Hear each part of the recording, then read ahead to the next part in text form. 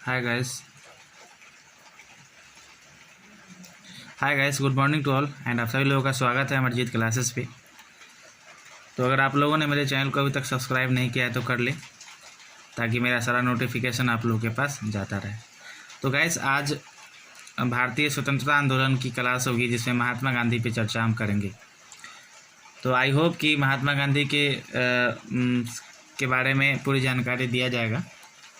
So guys आप लोग ज़्यादा से ज़्यादा वीडियो को देखें और शेयर करें अपने दोस्तों में,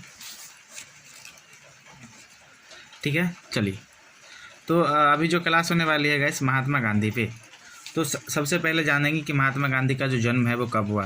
तो महात्मा गांधी का जो जन्म है वो हुआ था 2 अक्टूबर 1869 को। 2 अक्टूबर 1869 को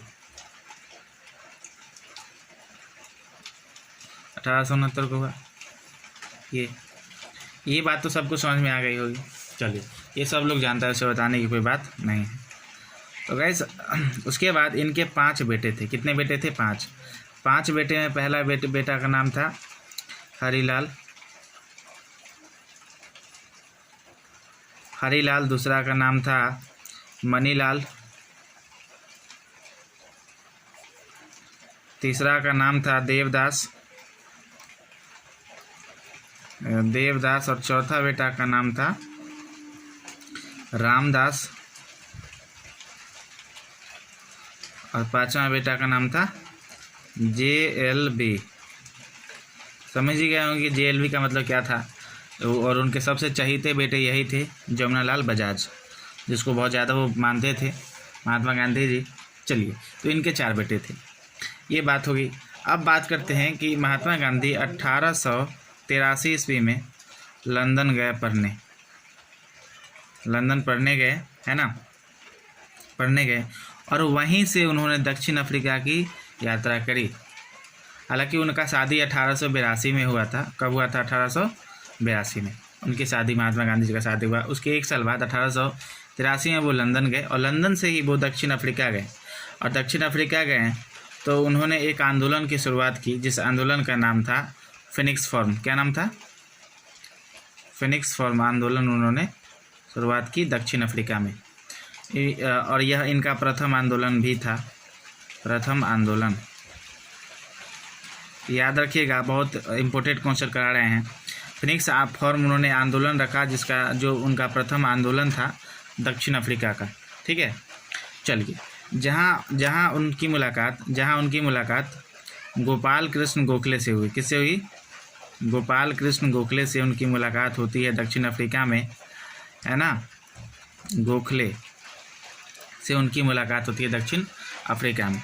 जैसे उनकी मुलाकात गोपाल कृष्ण गोखले से होती है तो वो उनके ज्ञान को देखते हुए, या जो भी कहिए आप, तो वो अपने गुरु उनको मान लेते हैं, अपने धार्मिक गुरु के रूप में उनको उसी टाइम में अपनाते हैं, है ना।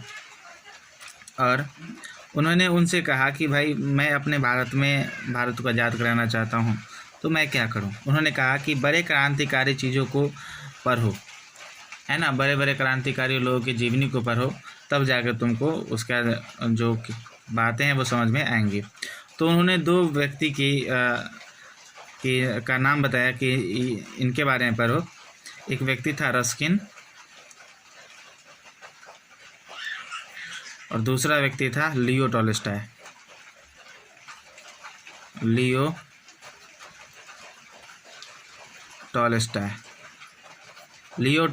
और रस्किन।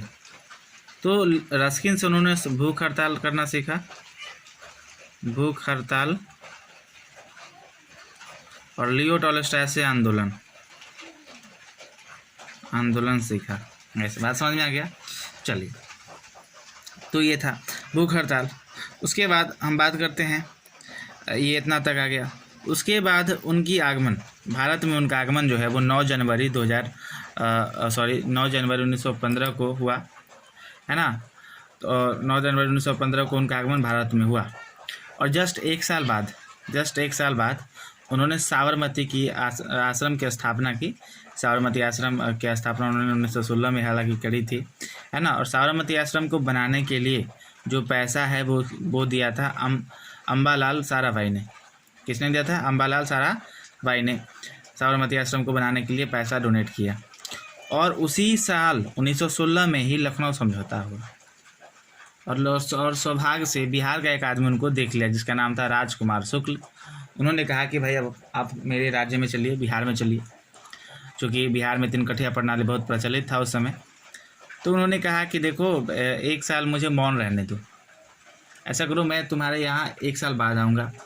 तो वो 1917 में बिहार में आते हैं और बिहार में जो आंदोलन का उन्होंने शुरुआत करी और उनके जीवन का भारत में पहला आंदोलन था 1917 का, जिसको हम लोग चंपारण आंदोलन के नाम से भी जानते हैं। तो यहाँ तक तो बात हो गई क्लियर गाइस। अब इसमें क्या हुआ कि चंपारण विद्रोह जो नील की खेती के लिए हुआ, वहाँ पर 3 कठिया प्रणाली चल रहा था, जिसको हम लोग 3/20 के रूप में जानते हैं। 3 कठिया प्रणाली गाइस। 3 कठिया प्रणाली का मतलब ये हुआ, जैसे कि आपके पास 20 कट्ठा ज़मीन है, उस 20 कट्ठा ज़मीन में से 3 कट्ठा में कंपलसरी रूप से आपको ये करना था, नील की खेती करनी थी। और नील का क्या काम था कि कपड़ा पे रखने के लिए उसको नील का उपयोग होता था। और सबसे ख़राब बात ये था कि नील की खेती आप जहाँ करोगे ना, वो भूमि को बंजर बना देता है। तो हर साल किसान का 3 कट्ठा खेत जो था वो बंजर होता जाता था, है ना, बंजर हो गया। तो जिसके कारण महात्मा गांधी ने ये चंपारण आंदोलन शुरू किया और वहाँ पे उन्होंने उस जीत हासिल कर ली।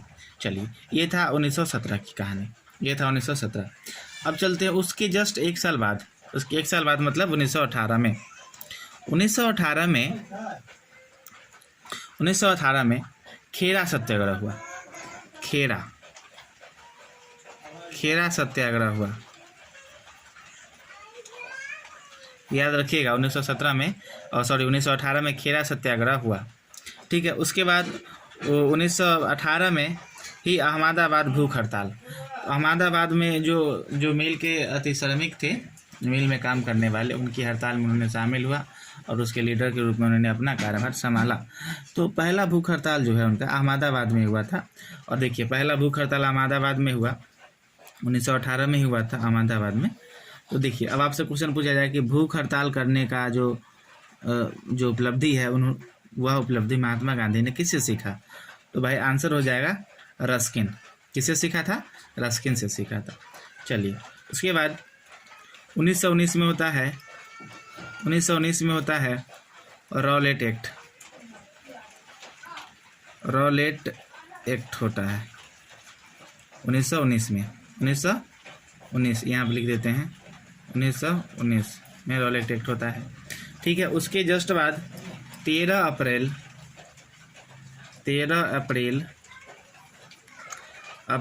1919 ईस्वी को यहाँ अमृतसर में होता है जलियांवाला बाग हत्याकांड। अमृतसर पंजाब में है और वहाँ पे होता है जलियांवाला बाग हत्याकांड। देखते जाइए, हर साल क्या कुछ न कुछ होता ही गया। उसके बाद 1920 में हुआ असहयोग आंदोलन। 1920 में असहयोग आंदोलन, और असहयोग आंदोलन जो है वह जो था 1920 में ही कांग्रेस के अधिवेशन कलकत्ता में हुआ था। कलकत्ता से इसकी शुरुआत हुआ असहयोग आंदोलन का, ठीक है। उसके बाद 5 फरवरी 1922 को चौड़ा चौड़ी हत्याकांड हुआ। और चौड़ा चौड़ी जो जगह है वह गोरखपुर में है, वो यूपी में। चौड़ा चौड़ी हत्याकांड हुआ। चौड़ा चौड़ी हत्याकांड में बहुत भीड़ लगा हुआ था गोरखपुर में, और लोगों का नारा था कि भाई अंग्रेज जाओ, अंग्रेज जाओ, अंग्रेज जाओ। इतना भीड़ था कि वहाँ पर जो पुलिस था वो लाठीचार्ज करने लगा, और लोगों की भीड़ ज़्यादा होने के कारण पुलिस को लोग सब जो है वो जेल में घुसा दिया और खदेड़ के मारने लगा पुलिस को। पुलिस क्या किया कि जाके कारागार में चल गया और अंदर से ताला मार लिया। अब कहता था भाई मार के दिखाओ, मार के दिखाओ, मार के दिखाओ। क्या कहा कि ये लोग बाहर से ताला मार दिया, और बाहर से ताला मारने के बाद क्या किया कि मटिया तेल जो होता है ना, उसको छीट दिया पूरे और लगा दिया आग, है ना। तो 1922 में हुआ था, और यही 1922 में 22 लोग की मृत्यु एट ए टाइम हो जाती है। पुलिसकर्मी की मृत्यु हो जाती है। बहुत ही अच्छी है ये नंबर कि 1922 में 22 लोगों की मृत्यु हो जाती है। तो गाइस, इससे क्या हुआ कि महात्मा गांधी कहना ये रास्ता गलत है, क्योंकि ये लियो टॉलस्टॉय का एक कहावत भी है कि जब आंदोलन उग्र हो जाए तो आंदोलन से लोग किसी को जीत नहीं सकता है। आंदोलन उग्र नहीं होगा तभी ये जीत हासिल होगी, वरना नहीं होगी। तो महात्मा गांधी का है नहीं, यह रास्ता बिल्कुल गलत है, इस रास्ते से हम नहीं जा सकते हैं। तो उन्होंने 5 दिन में ही क्या किया, उन्होंने रोक दिया, यह असहयोग आंदोलन को उन्होंने रोक दिया, चौरी चौरा हत्याकांड को उन्होंने रोक दिया। रोकने के बाद इनका भारत का लोग सब कहने लगा, इन्हीं का विरोध करने लगा सब, और कहने लगा कि भाई आप क्यों रोके, जहाँ घटना हुआ वहाँ रोकिए, और भी जगह चलने दीजिए, कहे ना सब जगह रुक जाएगा। तो गैस यहाँ तक आज का क्लास मेरा है, और बाकी की जो क्लास है इनके बारे में वो कल कराएंगे, है ना। अगर क्लास अच्छा लगे तो लाइक करिएगा और अपने दोस्तों में शेयर करिएगा। फिर मिलेंगे कल अगले क्लास में, तब तक के लिए धन्यवाद।